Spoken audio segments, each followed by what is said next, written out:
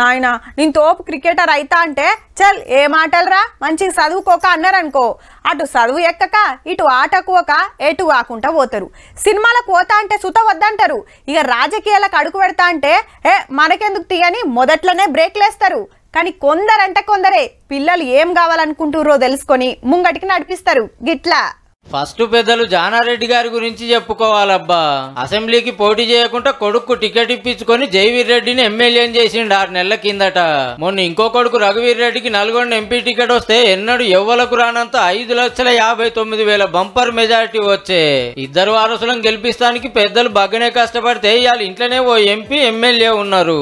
ప్రత్యేకంగా ఎంతమంది ప్రేమించి గౌరవించి ఈ నల్గొండ జిల్లాకు ఈ రాష్ట్రానికి సేవ చేయాలని ఆశించున్నారో నా కొడుకుగా ఆ ఖ్యాతి నిలబెట్టవలసిందిగా ప్రజల తరఫున నిన్ను కోరుతున్నాను. ఇక పెద్దపల్లి గడ్డం ఫ్యామిలీ అడ్డా అయింది.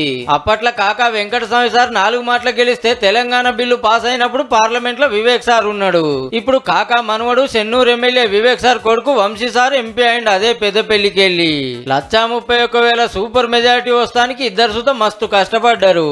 10 సంవత్సరాలు పదవిలో ఉన్నా లేకున్నా వివేక్ గారు చేసిన మంచి పనులన్నీ గుర్తించి ఈ రోజు పెద్దపల్లి ప్రజలందరూ నాకు ఆశీర్వాదం ఇచ్చినందుకు నాకు చాలా సంతోషంగా ఉంది. ప్రేమ ఏదైతే ప్రజలు చూపించినారో ఆ ప్రేమను వారు నిలబెట్టుకుని ప్రజలతో నుండి ప్రజల కోసం పనిచేయాలని చెప్పి వారిని సూచించడం జరుగుతుంది. వరంగల్ నుంచి ఎంపీగా పార్లమెంట్ కు పోతున్న కావ్యక్క తండ్రి కడియం సిఆర్ సార్ స్టేషన్ గన్పూర్ ఎమ్మెల్యే.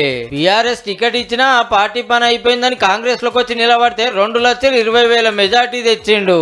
10 ఏళ్ల కిందట కడియం సార్ ఈడికెళ్లే పార్లమెంట్ కు పోతే ఇప్పుడు బిడ్డను తోలుతున్నాడు.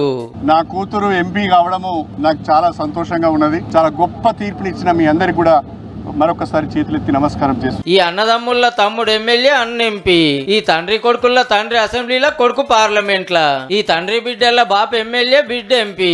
మొత్తానికి వారసులను గెలిపించిన ఆనందంలో పెద్దలు కన్నోళ్ల కళ్ళల్లో ఆనందం నింపినందుకు పిల్లలు సంబురాలే సంబురాలు పోరి.